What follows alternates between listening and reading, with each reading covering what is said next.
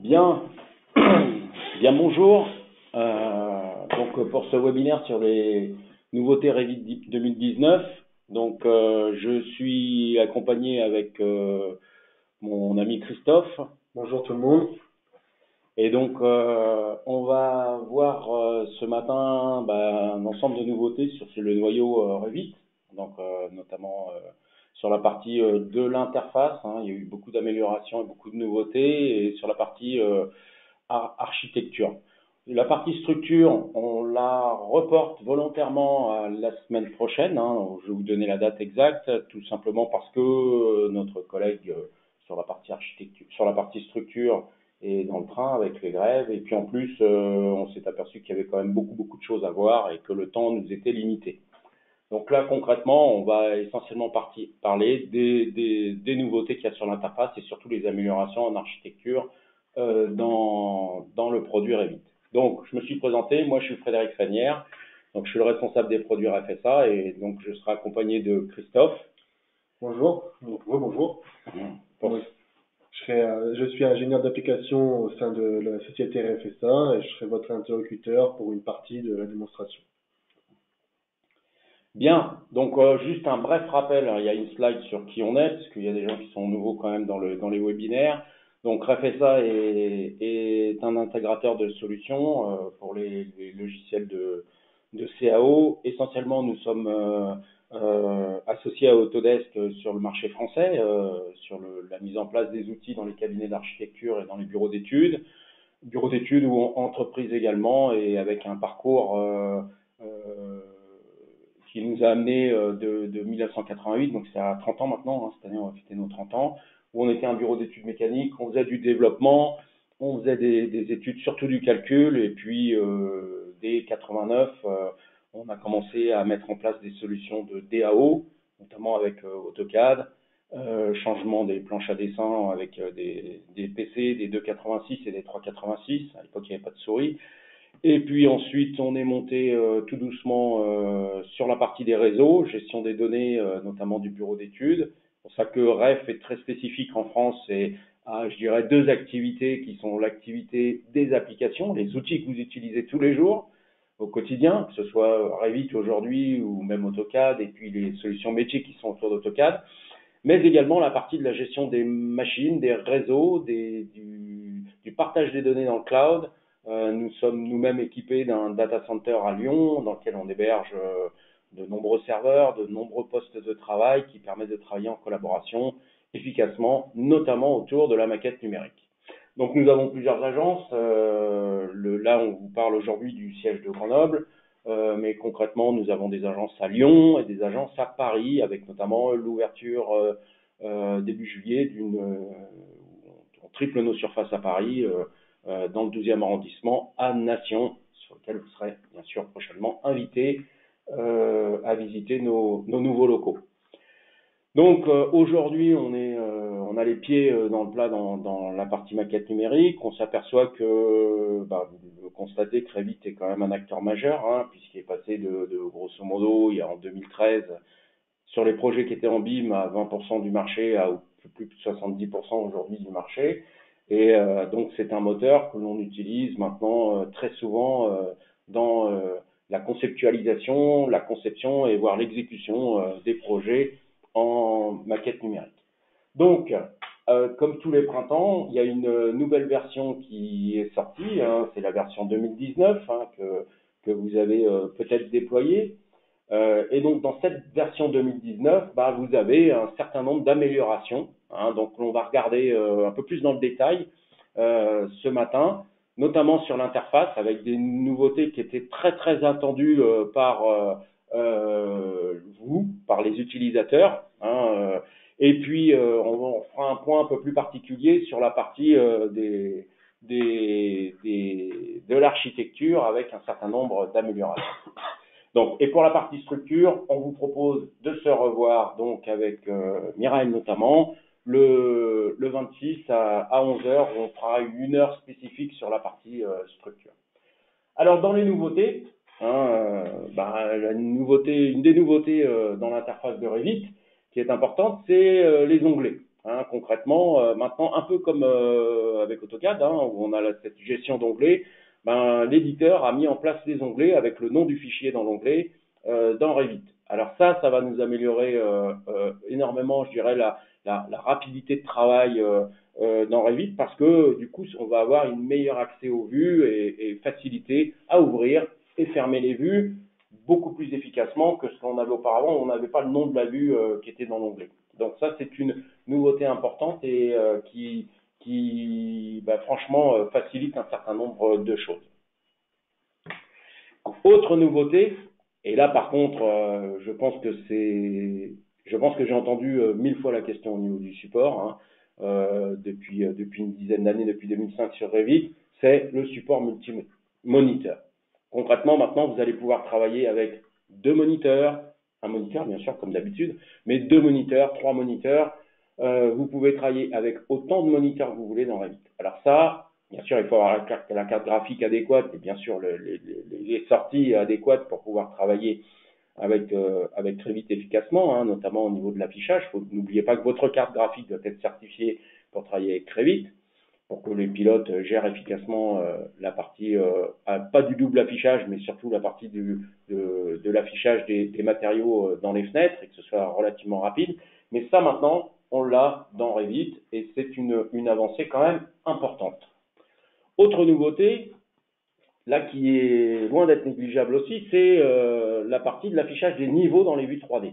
Alors concrètement, ça, on va avoir la possibilité, par un clic de souris, de visualiser les niveaux donc sous forme de plan, hein, de plan transparent, avec le nom des niveaux, les étiquettes. Ça se gère exactement comme les niveaux dans les vues 2D, hein, c'est-à-dire que vous pouvez dire je veux voir le symbole, pas le symbole, etc.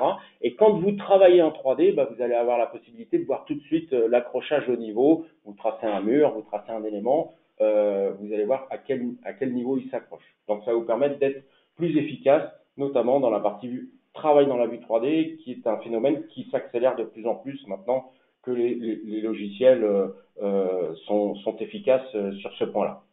Donc, affichage dans la vue 3D. Autre nouveauté, et là qui va toucher un peu plus l'architecture, c'est l'apparence des matériaux. L'apparence des matériaux a évolué. Vous avez de nouveaux matériaux qui ont été intégrés dans Revit, hein, avec une gestion de l'affichage dans Revit 2019 qui est beaucoup plus poussée. Vous voyez ici sur le côté gauche ce que l'on voyait avec Revit 2018, par exemple la table et la bouteille là. Vous voyez maintenant ce que l'on peut voir avec Revit 2019. On est quasiment dans du réalisme, hein, dans du photoréalisme, et ça en temps réel, hein. Bien sûr, ça nécessite d'avoir le poste de travail, la station de travail comme la carte graphique en adéquation avec le logiciel Revit. Là, je vous invite notamment à vous reporter auprès de nos spécialistes techniques sur les machines, hein, les workstations. On fait régulièrement donc des benchmarks là-dessus pour vous dire quel est le bon équilibre à prendre sur une station de travail et au moindre coût, hein. Grosso modo, ça ne sert à rien d'acheter une station à 5 000 euros alors qu'une à 1 200 euros travaille aussi efficacement à partir du moment où elle est bien équilibrée et bien paramétrée. Donc l'apparence des niveaux et de nouveaux matériaux avec une visualisation beaucoup plus pointue en temps réel et en réalisme. Autre nouveauté, donc sur lequel on va revenir à travers des démonstrations, hein, c'est le fait de pouvoir maintenant travailler efficacement dans les vues perspectives.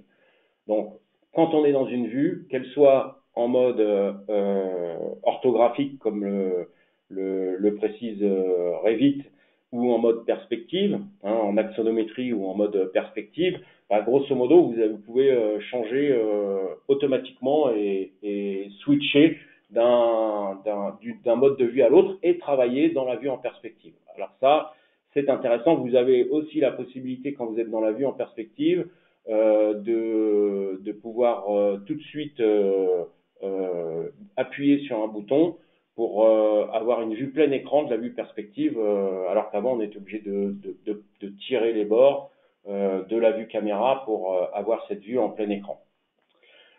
Donc, nouveauté dans la partie affichage. Ensuite, autre nouveauté, d'accord, la gestion des définitions des zones de coupe. Alors ça, pour moi, c'est quelque chose d'important. C'est-à-dire que dorénavant, vous pouvez mettre des noms sur les zones de coupe. Les zones de coupe, on les utilise énormément dans Revit. Vous voulez voir qu'une partie du bâtiment, qu'un élément, qu'un ci, qu'un ça, etc. Donc concrètement, aujourd'hui, vous pouvez leur mettre des noms, d'accord, à ces zones de coupe, et ensuite, dans les propriétés d'affichage de la vue, au niveau des propriétés étendues, vous avez la gestion des noms que vous allez mettre en place. Donc vous pouvez dire ça, c'est la zone de coupe de telle partie du bâtiment, telle partie du bâtiment, et vous pouvez switcher dans une vue 3D d'une zone de coupe à l'autre, une amélioration qui était importante parce que des zones de coupe, il y en a beaucoup dans un projet, notamment dans les phases de conception, et donc ça permet efficacement de gagner là en productivité, puisque l'objectif de ces améliorations et de ces nouveautés dans les produits, c'est d'améliorer la productivité, que l'on soit un peu plus efficace, puisqu'on a toujours l'épée de Damoclès du temps qu'on passe qu'on passe toujours trop de temps sur les études. Donc l'objectif, c'est de gagner du temps. Donc, gestion de la définition des zones de coupe et surtout le nommage des zones de coupe qui permet de passer d'une zone de coupe à l'autre assez facilement.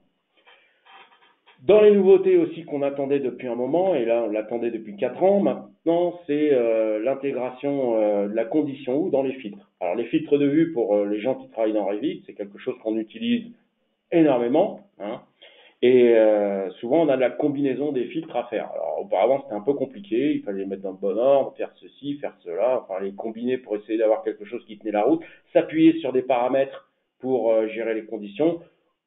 Aujourd'hui, vous avez la condition OU qui a été intégrée, donc on va voir à travers une démonstration que c'est relativement plus aisé pour la gestion des filtres et surtout plus compréhensible le fait qu'on ait la condition et la condition OU dans l'assemblage des filtres pour gérer l'affichage des vues.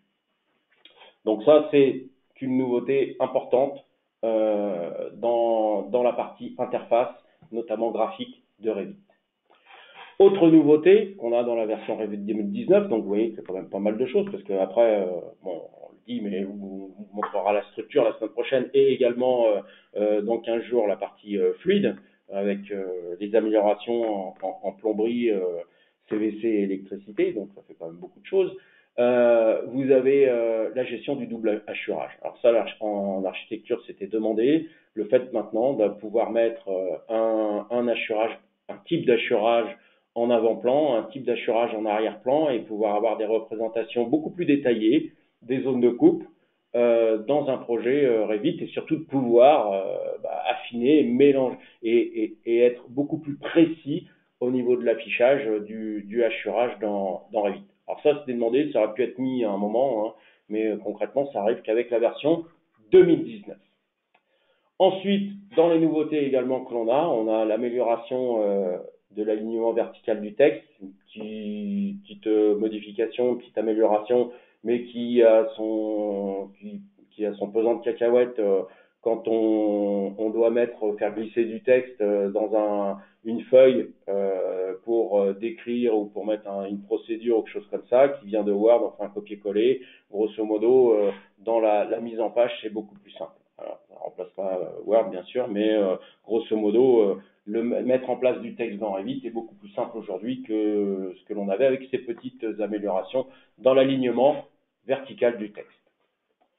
Autre nouveauté, d'accord, la gestion des garde-corps. Donc, on va voir, et là, c'est une grosse amélioration qu'il y a eu, puisque les garde-corps, c'est un point un peu toujours problématique, notamment quand on est en formation. On ne peut pas faire toujours ce que l'on veut au niveau des garde-corps.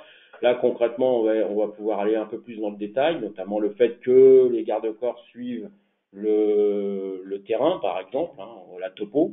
Alors ça, c'était aussi demandé. Et le fait de découper plus facilement les garde-corps, de pouvoir leur dire à un moment donné, je vais démarrer de ce poteau à ce poteau et mettre un type de garde-corps, continuer avec un autre type, modifier et éditer les segments sur lesquels s'appuient les garde-corps, beaucoup plus simple aujourd'hui que dans les versions 2018. Ensuite, dans une nouveauté qui est vraiment une amélioration, on se demande pourquoi ça n'a pas été mis en place avant, c'est tout simplement de voir la version du fichier Revit avant d'ouvrir le projet. Vous avez tous vécu le fait d'ouvrir un projet qui était en Revit 2016, 2017 et vous êtes avec la version 2018 et 2019. Et une fois que vous l'avez ouvert, il vous propose donc d'upgrader le fichier. Et quelquefois ça peut être long. Après vous sortez du fichier, vous ne sauvegardez pas parce que vous ne vouliez pas faire monter en version ce fichier. Là dorénavant, il suffit de glisser sa flèche sur les fichiers qui sont présents dans le répertoire et automatiquement vous avez donc notamment le preview du fichier et sa version ici qui vient s'afficher. Donc c'est pas grand chose ça, mais c'est typiquement l'amélioration qui nous aide dans le travail au quotidien, parce que ouvrir et fermer du fichier Revit, on le fait 50 fois par jour. Donc voilà dans les nouveautés. Là maintenant on va passer sur la partie démonstration, donc on va vous présenter. Donc je vais ici prendre mon fichier de présentation. 2 minutes.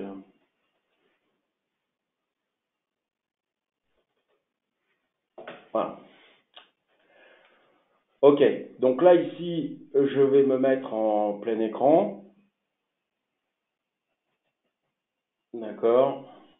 Et je vais recommencer. Voilà. Donc là, on va vous présenter avec Christophe les nouveautés, les améliorations pour Revit 2019. Pour l'interface, donc toujours on revient sur le mode multi-écran, les affichages des niveaux dans les vues 3D, etc. Et aussi pour la partie architecture, donc avec pour moi une amélioration, une nouveauté, c'est l'import d'un fichier NWC donc qui provient de Navisworks, afin d'afficher votre environnement ou alors une autre maquette qui se situe ou un autre bâtiment qui se situe à côté de votre maquette. L'amélioration des garde-corps et escaliers comme précédemment évoqué, la gestion des nomenclatures et aussi l'API pour la gestion de l'affichage des matériaux.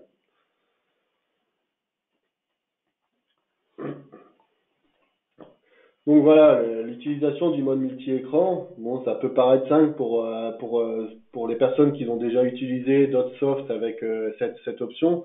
Il va falloir juste glisser votre onglet sur votre deuxième écran ou votre troisième écran. On peut imaginer d'avoir un troisième écran pour placer vos barres de propriété, d'arborescence du projet pour vraiment se focaliser sur les deux autres écrans sur la modélisation.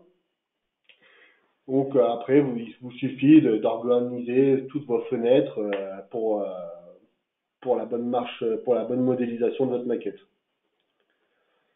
Donc on peut voir là sur les deux écrans, mais on aurait trois écrans, on pourrait pousser les fenêtres comme l'on veut. On n'est pas obligé d'avoir le même type d'écran, ça peut être des écrans qui sont différents et donc ça permet de travailler et là de pousser, je dirais, la visibilité du projet sur des surfaces beaucoup plus grandes. Mais ça reste très intuitif, pour revenir à l'état initial, il suffit de reprendre vos fenêtres et de les réincrémenter dans votre premier écran.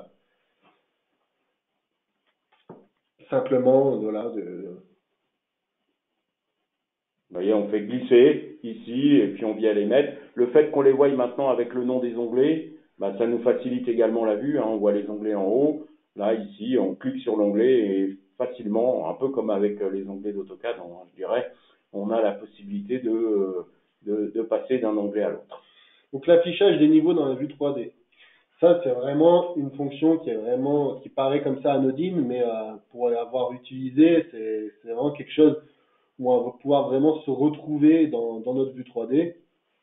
Notamment si on a, comme ici dans l'exemple, un bâtiment qui vient se coller à un autre bâtiment avec des niveaux différents, on va pouvoir faire un jeu de couleurs, faire un remplacement des graphismes dans la vue pour mieux se repérer. C'est vraiment une option, c'est tout le temps des petites options anodines, mais en fait ça plus ça plus ça, et vraiment on a vraiment une transformation un peu dans la version Revit 2019 majeure. Donc l'amélioration des filtres de vue, on aura donc les deux options OU et.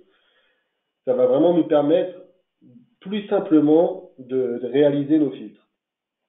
Donc là on peut voir, je vais créer une série de filtres pour dissocier dans la vue, pour améliorer la visibilité graphique dans notre vue. Donc là, sur la création des filtres, a priori, il n'y a pas de changement. C'est juste qu'en amont, on va pouvoir mettre des conditions, la condition et la condition ou dans l'assemblage des filtres. Et on peut rajouter autant de règles qu'on désire depuis le petit bouton ajouter une règle. Alors concrètement, quand on va jouer avec le et le ou, bien sûr, il est important de les classer dans le bon sens, hein, parce que sinon on peut vite se perdre. Donc là, il y a une gestion des filtres à faire pour les placer au bon moment. Si je veux voir ça et ça ou ça, bah le ou, il faut le placer au bon endroit, quoi. D'accord? Donc on peut ajouter une règle, mais on peut également ajouter des jeux, hein, donc ce qui nous permet de créer des combinaisons de jeux de filtres et puis ensuite de les combiner à travers des fonctions ou des fonctions et. Après, si on souhaite garder ces filtres, on peut soit dupliquer la vue et puis changer, on va dire, l'étage ou l'affichage, mais tout en gardant ces filtres qui sont déjà prédéfinis. Donc là, c'est simple hein, à utiliser. Bon, concrètement, la gestion des filtres est utilisée. Hein, ça va être utilisé pour afficher, modifier l'affichage en fonction de conditions. Ça peut être des paramètres hein, que l'on va mettre. On le voit notamment dans la partie structurelle, par exemple. Du coup, avec ces conditions et où, on va faciliter le travail plutôt que faire des combinaisons et d'assembler les filtres les uns sur les autres, avec toujours la difficulté de se dire est-ce que ça va être bien affiché dans telle condition, telle condition. Là, on peut créer des règles très puissantes dans lesquelles on a le et, le ou, ce qui nous permet de faire des unions et des intersections de filtres ou de jeux de filtres. Hein, donc, c'est important pour avoir l'affichage le plus adéquat possible dans sa vue et donc dans sa feuille ensuite en représentation. Donc là, concrètement, là, on va rajouter, les filtres qu'on a créés, on va pouvoir les ajouter et faire une modification. Ici, ça sera une modification graphique par rapport à ces filtres pour avoir une meilleure visualisation dans notre vue.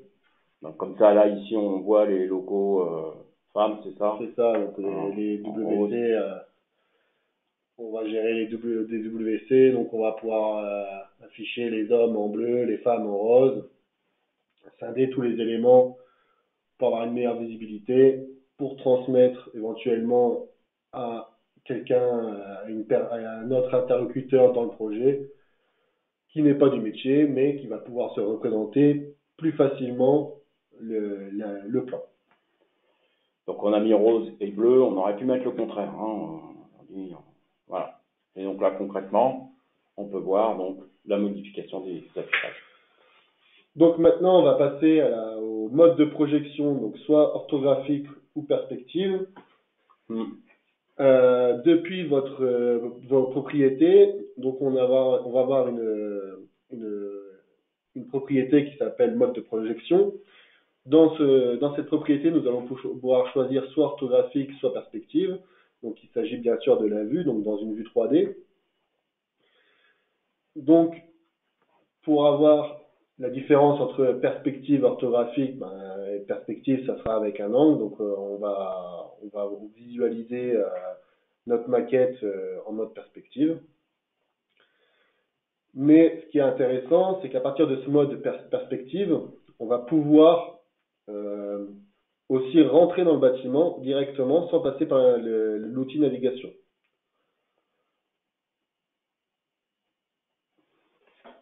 Donc ici, on a la vue 3D. Bon, on voit que les vues, on peut les promener pour les passer d'un écran à l'autre. Hein. Ça permet de montrer également que justement, on va pouvoir naviguer plus efficacement dans le projet.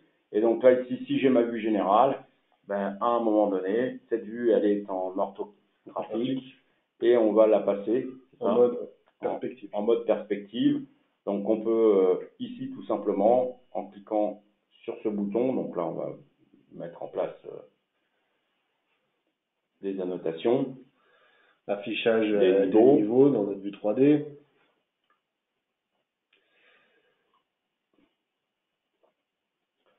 voit l'affichage des niveaux, donc là qui nous permettent de travailler.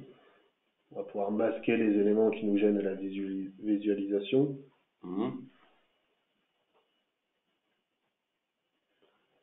Là, on est dans un projet un peu plus complexe, hein.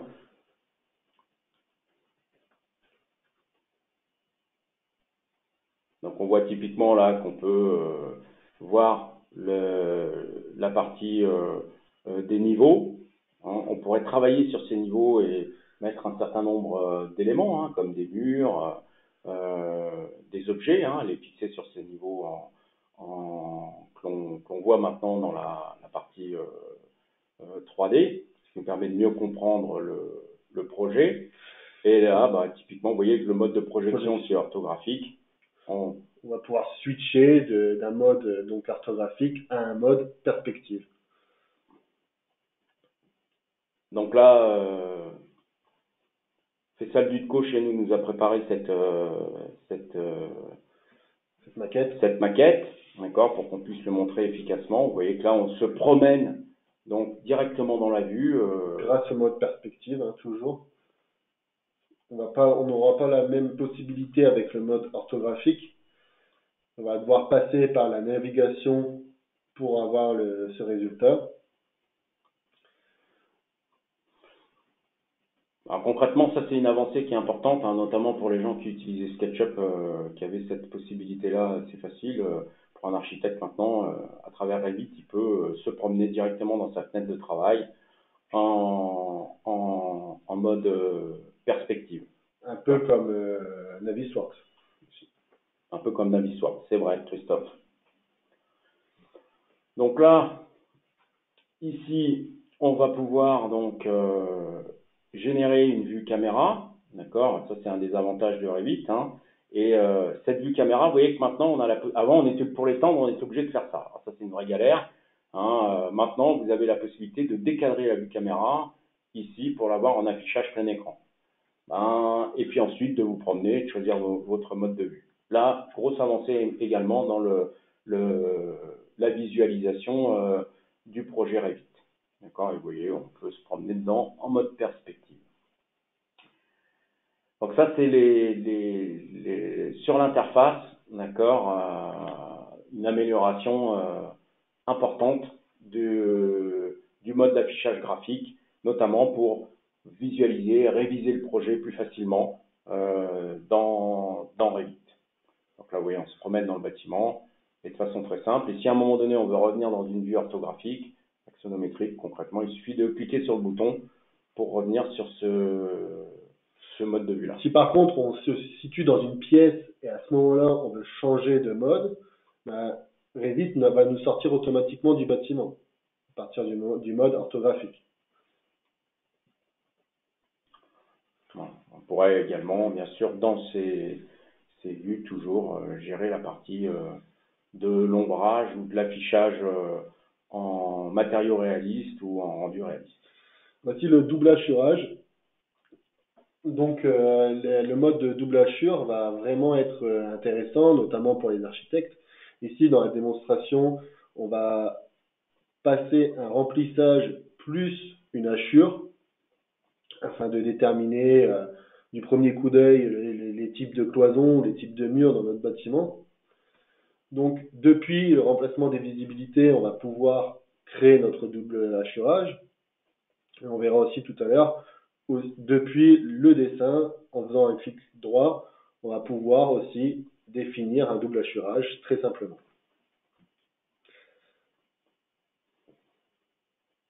Donc là, pareil, assez simple à utiliser, hein, c'était la fonction qui n'existait pas auparavant. Maintenant, vous l'avez dans Revit, créer un double hachurage, c'est aussi simple que d'en mettre un seul. Donc depuis la vue en cours, remplacement des graphismes dans la vue par élément, on va pouvoir aller choisir directement notre double hachurage très simplement. Voilà, donc dans motif de coupe ou motif de surface, vous aurez dorénavant systématiquement la possibilité de mettre un premier plan et un arrière-plan dans la représentation graphique du hachurage. Donc on voit là assez simplement comment on peut le faire dans Revit. donc sur cette partie double hachurage. Ensuite, on va passer à la partie architecture, donc avec l'import de l'environnement depuis Navisworks dans Revit. Donc ici, on va prendre un modèle de InfraWorks qui nous intéresse, où on va pouvoir placer notre environnement. Donc on va récupérer cet environnement en faisant un export FBX sur votre poste. Cet export FBX, on va pouvoir l'ouvrir avec Navisworks. Comme on a vu au webinaire Navisworks il y a quelques temps, Navisworks va être vraiment puissant, ce qui va pouvoir ouvrir tout type de fichiers quasiment.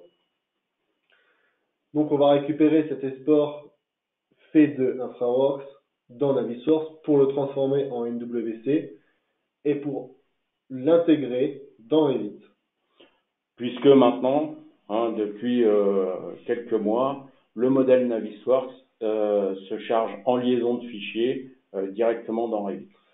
Alors pour anticiper les futures questions, non, on ne va pas pouvoir s'attacher encore à cet export, mais pourquoi pas dans l'avenir avoir un export intelligent où on aura des points d'accroche et on va pouvoir aller un peu plus loin encore que maintenant.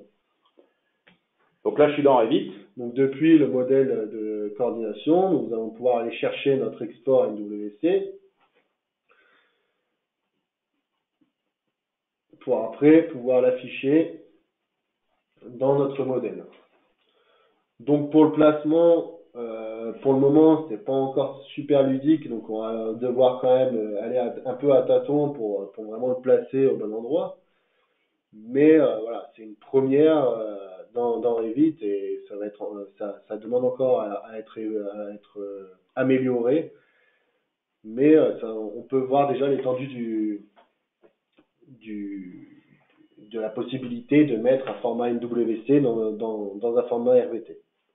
Alors, je vous invite quand même à fortement vous pencher sur la partie InfraWorks, qui permet de récupérer du large modèle autour de vos projets, notamment pour faire de l'implantation de façon aisée.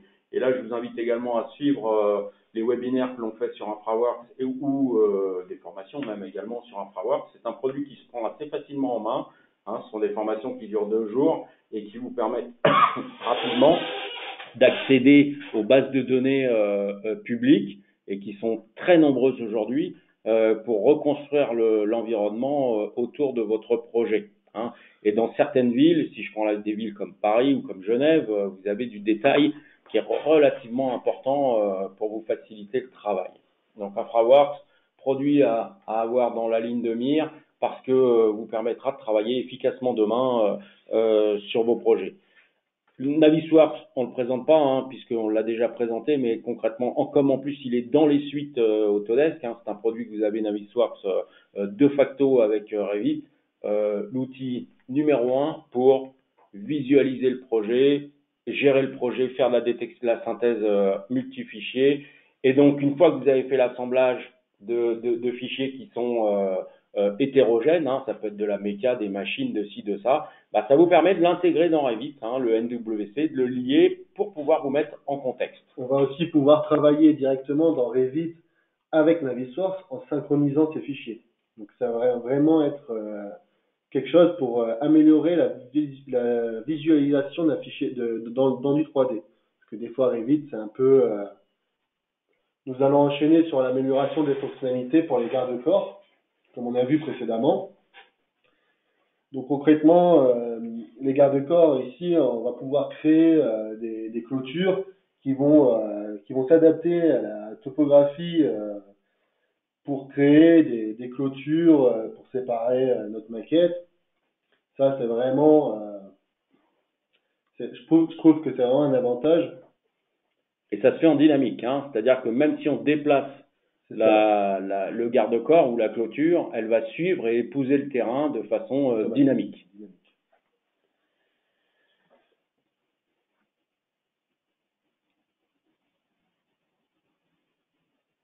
Quel que soit le type que l'on utilise de garde-corps. D'accord? Donc là, c'était très demandé, hein. Je l'ai vu pour des gardements, des protections temporaires pour des chantiers, notamment, où il fallait suivre le terrain. C'était toujours compliqué. Donc on va pouvoir aussi implanter très facilement les garde-corps grâce à la sélection de niveau. Donc ça va prendre toute notre volée d'escalier et on va avoir directement un bloc qui va se construire par rapport au design de notre escalier. Donc concrètement, maintenant, les garde-corps, notamment sur les escaliers, on va les préparer par niveau, comme l'on voit ici. D'où l'affichage des niveaux dans la vue 3D. Donc vraiment, Revit tend la main pour travailler un peu plus dans la vue 3D. Voilà, donc là on voit typiquement le garde-corps par rapport au jeu de sélection qu'on a fait de nos niveaux. Ben, les garde-corps se sont montés sur les niveaux sur le jeu de sélection qui avait été sélectionné. On va pouvoir aussi le faire pour un seul niveau, mais aussi ce qui est intéressant, c'est qu'on va pouvoir étirer ou prolonger. Donc tous ces outils scindés, étirés, prolongés pour les garde-corps sont désormais disponibles. Mais concrètement, on étire la ligne, d'accord, on rallonge la ligne pour le garde-corps, c'est juste le tracé et automatiquement donc le garde-corps sera mis en place, vous voyez, sur l'ensemble des 4 niveaux puisqu'on a géré pour les 4 niveaux. Pour les 4 niveaux.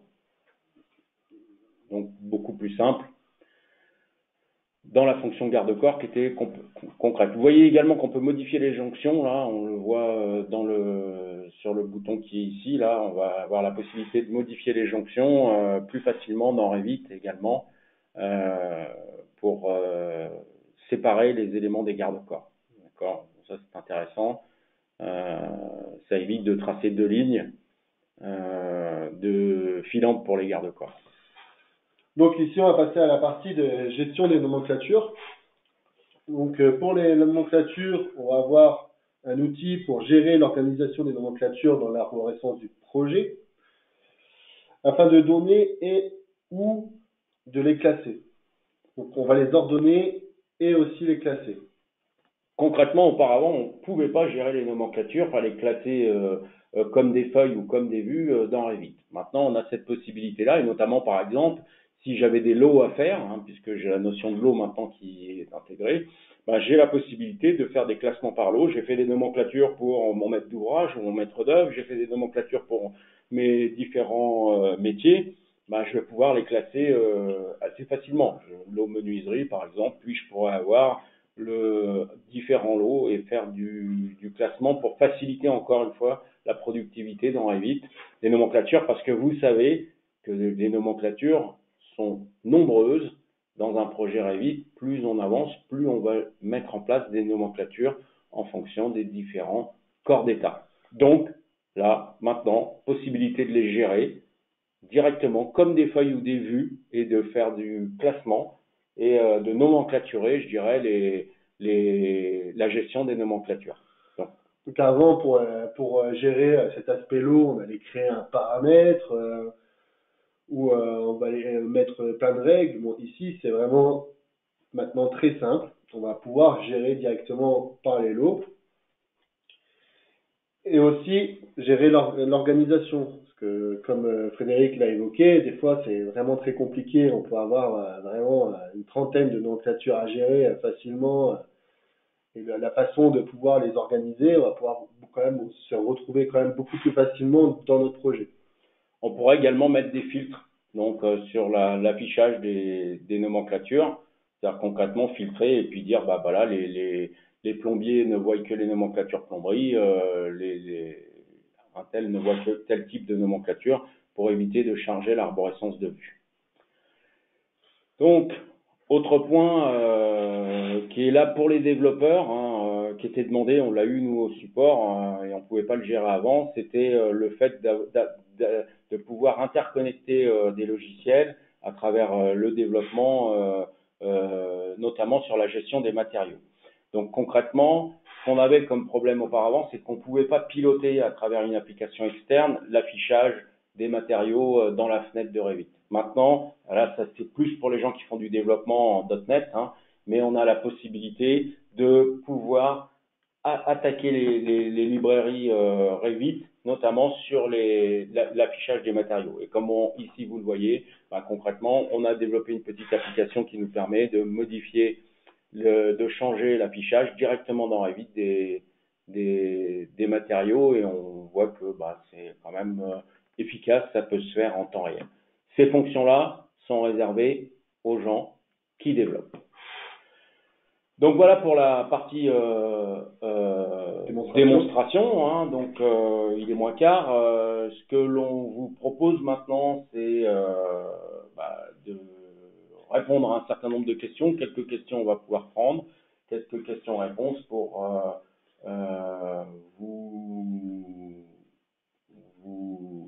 vous aider. Donc concrètement, est-ce que la version Revit est stable? La version Revit 2019, je dirais que pour l'instant, comme toute nouvelle version ont des problèmes de stabilité, mais je pense qu'Autodesk vont réellement développer des patchs qui vont corriger. Je pense qu'elle est déjà exploitable en l'état. Bon, c'est sûr que si vous devez migrer un projet aujourd'hui, je ferai attention, j'attendrai peut-être la rentrée pour passer sur la partie Revit 2019 avec les support packs qui vont arriver cet été pour être plus solide. N'oubliez pas que quand on travaille dans un projet Revit, comme on travaille à plusieurs dessus, la version Revit est importante. La version Revit, si vous décidez de partir en Revit 2019, renseignez-vous si les autres boîtes avec lesquelles vous travaillez ont Revit 2019. C'est pas probable qu'ils l'aient s'ils sont en souscription, sauf que renseignez-vous s'ils ont leur plugin externe qui fonctionne avec Revit 2019.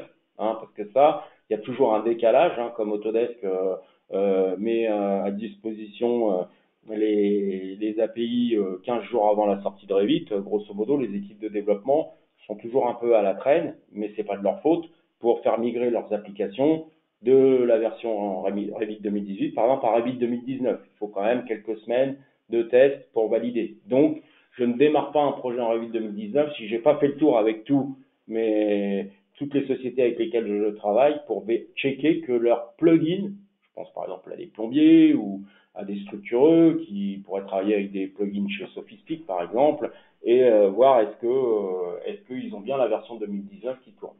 Attention à cette partie-là, d'accord, c'est important. Est-ce qu'il y a des évolutions concernant le géoréférencement qui est toujours pas explicite concrètement sur cette version 2019? Non, il n'y a pas eu d'évolution sur le géoréférencement. Je vous invite fortement à visualiser la vidéo qu'on a fait il y a quelques mois maintenant, même je crois 2 ans, qui dure 40 minutes et qui permet de bien comprendre comment on fait un géoréférencement dans Revit à partir d'un fichier géomètre. Notamment c'est un fichier Covadis là, pour être sûr de ne pas se planter dans la gestion des coordonnées projet, coordonnées partagées, et surtout comment on récupère le terrain de façon efficace. Est-ce qu'avec la fonction copier-coller, on peut copier des poutres dans cette nouvelle version? Alors ça, vous le verrez la semaine prochaine avec sur la partie structure. Concrètement, le copier-coller fonctionne correctement sur un certain nombre d'éléments, d'un fichier Revit à un autre fichier Revit, d'une version à l'autre sur les familles, qu'elles soient système ou chargeables. C'est toujours délicat parce que comme si j'ouvre une fenêtre Revit 2018 et je passe vers Revit 2019, ça peut fonctionner. Si je suis dans le cas contraire, ça marchera pas. Donc pour la partie copier-coller telle que je le comprends dans la question, ça peut être à étudier et à tester et à valider. Sur la partie des questions, l'upgrading des familles Revit 2018 vers 2019, est-ce que la structure des familles a été modifiée entre Revit 2018 et Revit 2019? Non, il Il n'y a pas eu de modification dans la structuration des familles. Autre question. Et donc cela signifie ou pas la possibilité de les mettre à jour. Concrètement, mettre à jour des familles Revit 2018 vers Revit 2019, la mise à jour se fait par Revit, hein, tout simplement. Après, vous avez des batchs qui peuvent être mis en place pour faire cette migration en automatique.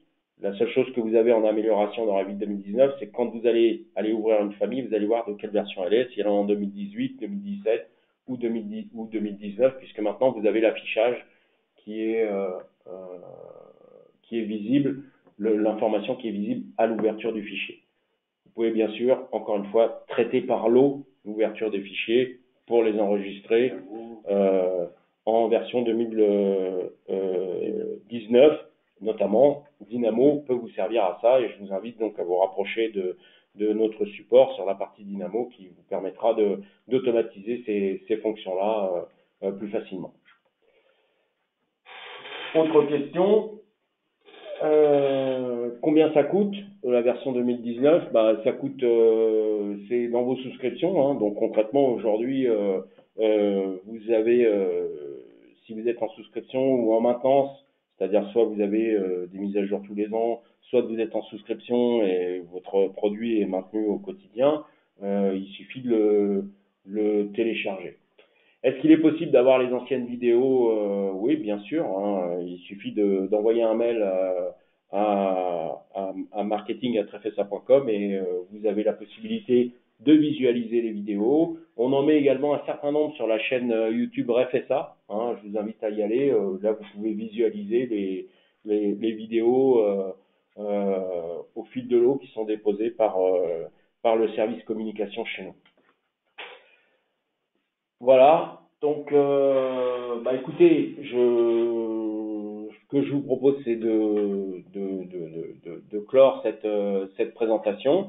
Donc, le prochain webinaire, c'est le jeudi 26 où on a les nouveautés pour la partie CVC. Et donc, comme je l'ai rajouté en début de slide, le 23 de mémoire pour la partie structure, où on fera une demi-heure, trois quarts d'heure spécifique pour la structure, parce que là, il y a de grosses améliorations en structure, comme l'assemblage des aciers, la documentation qui a été fortement améliorée, la correspondance notamment des armatures sur les formes libres. Donc ça, c'est important. On a également l'automatisation pour les dalles préfa, la possibilité de mettre plus facilement les armatures. Donc il y a des nouveautés sur la partie structure qui sont importantes et qu'il faut qu'on développe un peu plus qu'avec le temps qui nous était imparti et ça aurait été difficile. Voilà. Donc vous pouvez vous inscrire à tous ces webinaires, hein. Vous allez sur le site de refsa.com où vous allez recevoir un mail pour ça et n'hésitez pas, on est là pour vous aider. On vous remercie tous. Merci. Merci. Christophe remercie également.